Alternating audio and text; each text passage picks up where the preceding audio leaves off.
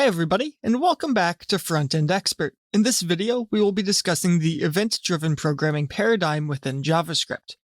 This paradigm simply means that some of our JavaScript code will run in response to events, which are usually user actions. For example, when a user clicks on an element, we might want to write some JavaScript code to respond to that click in some way. So, if we look at this example HTML here, we have a button that says click me, as well as a div with an ID of scrollable. This contains a bunch of paragraphs and some content. And then we have some CSS written as well. This is just for the scrollable container.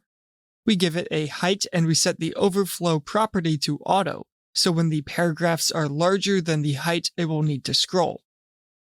And finally, we have an empty JavaScript file. To start looking at event-driven programming, we need to select some DOM elements and what events we want to listen to. First, let's select the button by saying const button is equal to document.querySelector of the button tag. And then to add an event, what we do is we say button, so we take the element we want the event to be on, and we say button.addEventListener. So this is a function that is on the element, and inside of this event listener function, we will pass two primary arguments. First is going to be the event we want to listen to. So for example, the click event, and then we pass a callback function. So when the button is clicked on, I want to call the onClick function, and I will define the onClick function down here. So we can say onClick, and for now, let's simply say console.log you clicked the button. Okay, so we can save this, and if I come over to the browser and I click on this button, you will see we get you clicked the button in the console. I can keep clicking it and we keep getting more logs of you clicked the button. And if we come back over to the code editor, inside of this onClick, we can also add a parameter. So I can say event, and then inside of the body, we could also console.log out this event. So the event is going to be an object that is passed in to every event listener.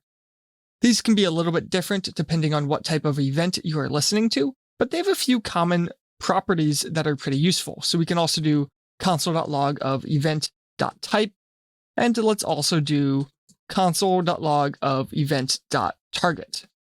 So I will save all of those, and we can come back to the browser, we can click this button, and you can see we get all of these different logs. So first off, we logged out a pointer event, so this is the type of event that we got from clicking on the button.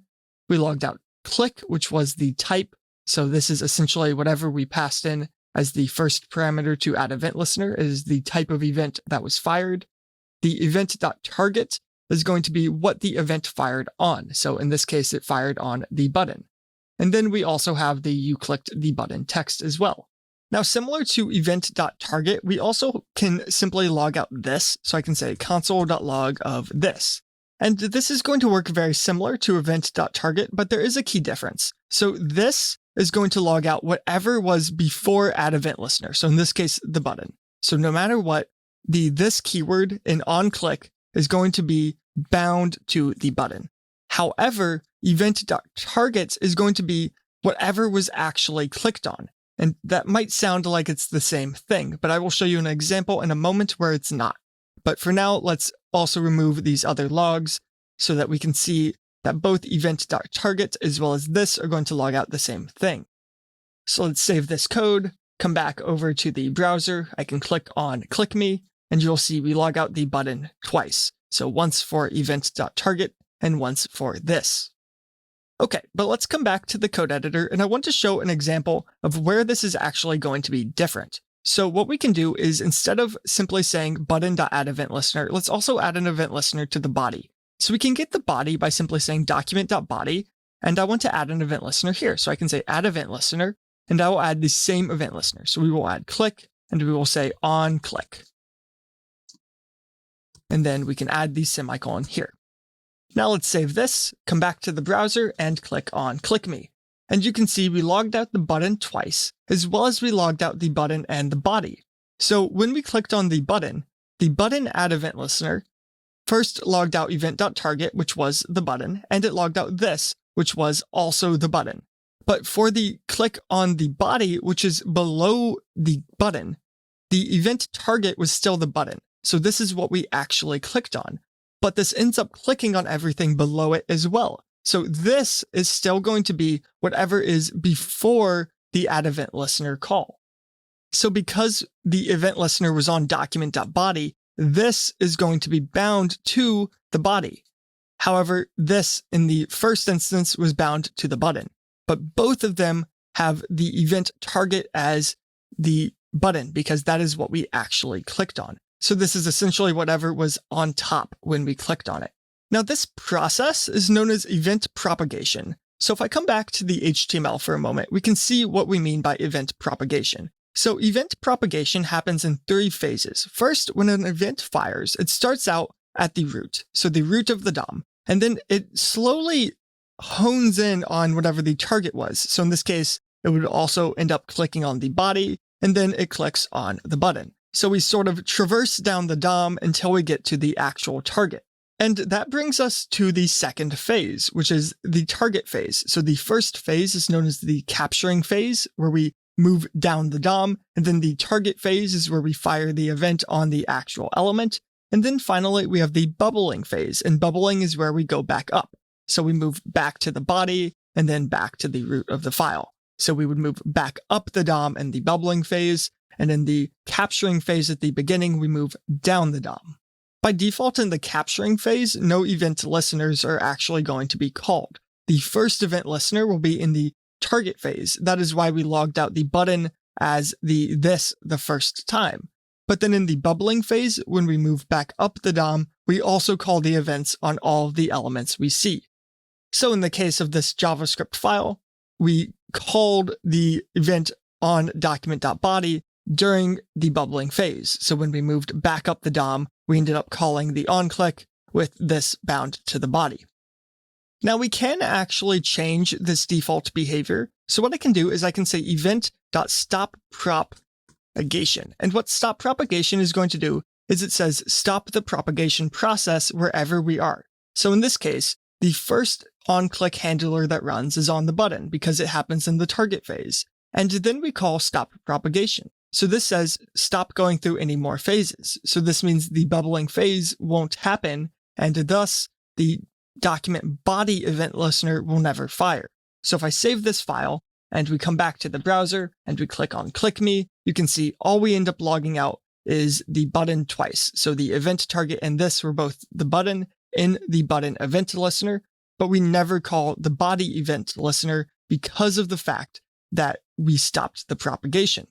However, there is one more argument that we can pass to add event listener. So on the body event listener, I will add this argument that is just true. And what true says is that I want this to be a capturing event. So I want to fire this event listener during the capturing phase instead of the bubbling phase. So now if I save this file and click on click me again, you will see we end up logging out the button as well as the body. And the reason for this is that the body event listener happened first, and we stopped propagation inside of the body event listener, which meant that we never ran the click handler for the button.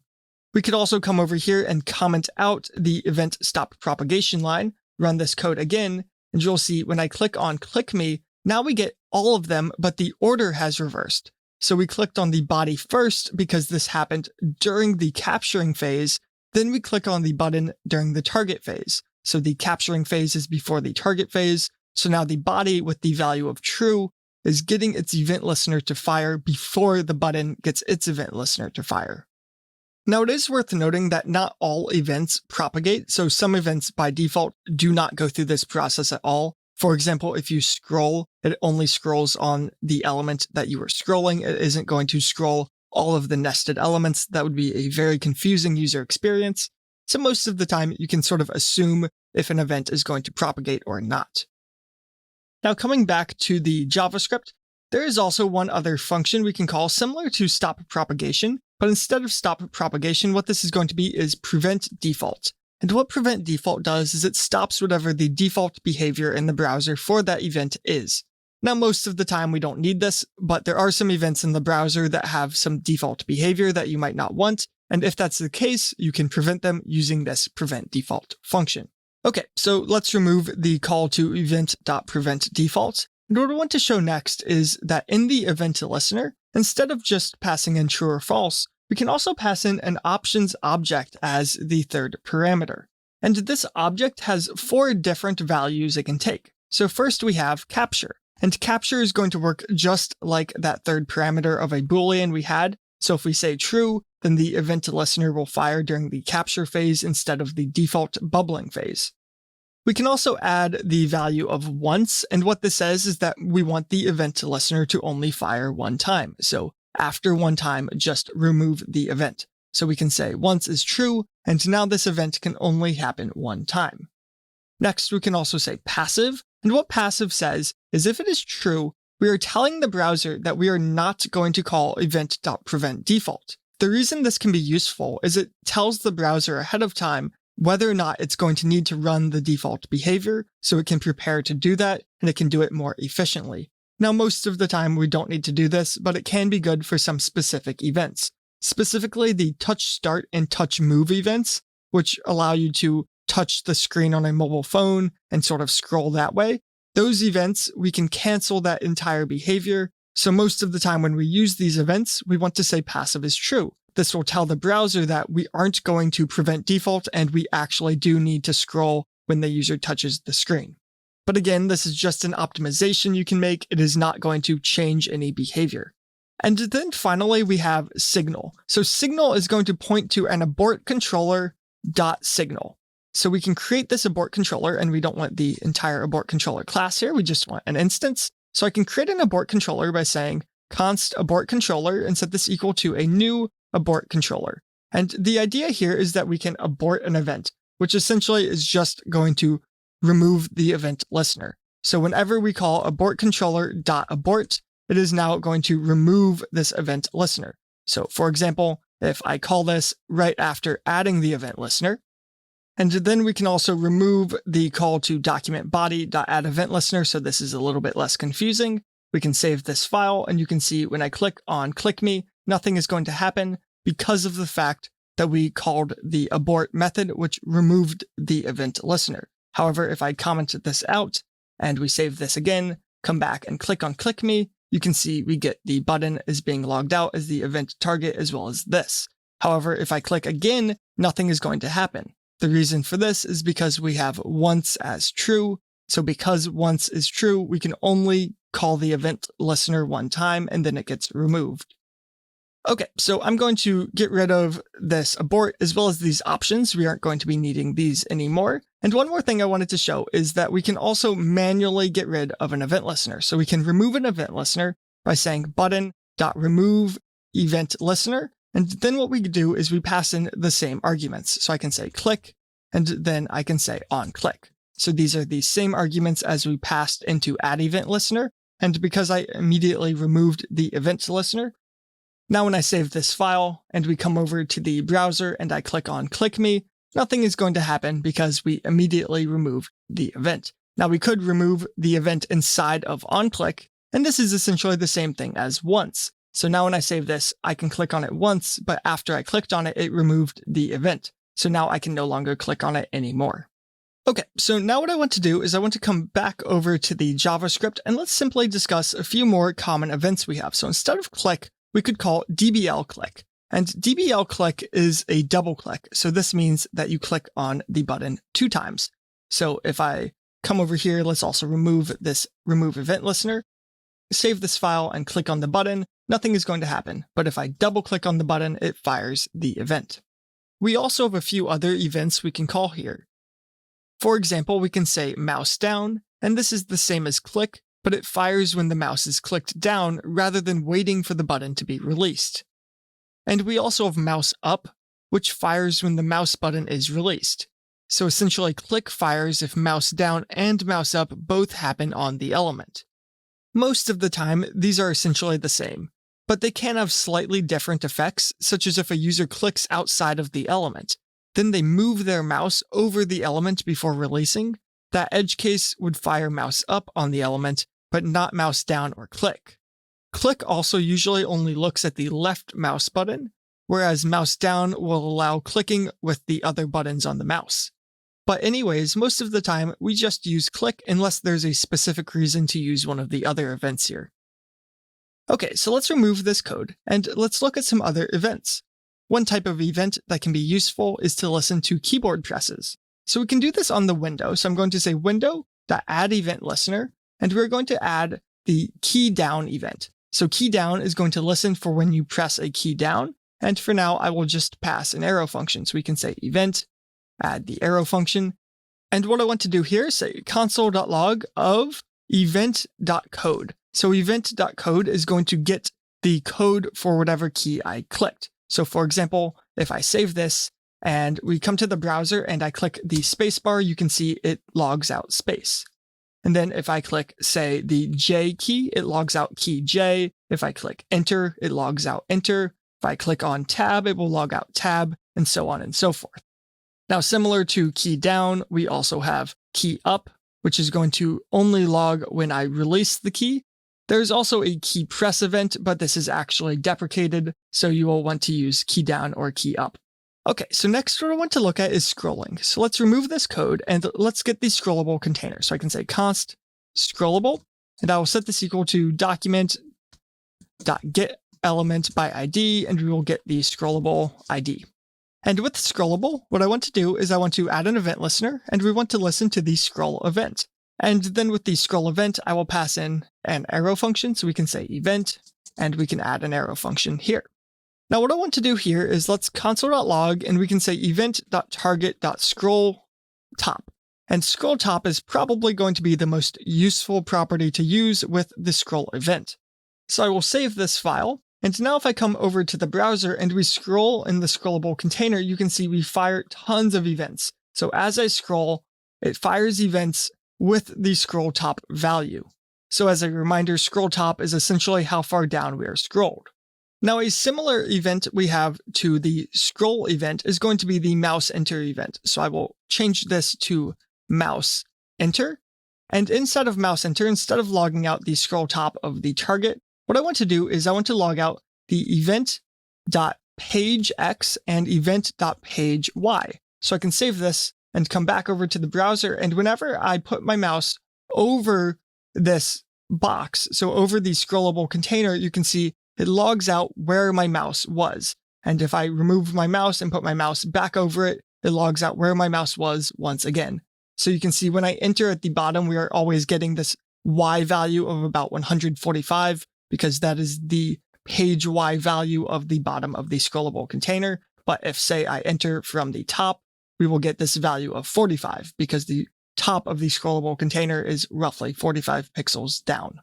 And similar to mouse enter, we also have this event mouse move. So if I save this, and now whenever I am over the scrollable container as my mouse moves, we log out a bunch of events. So this event will fire a ton of times, and we are logging out the X and Y coordinates of my mouse when the event fires.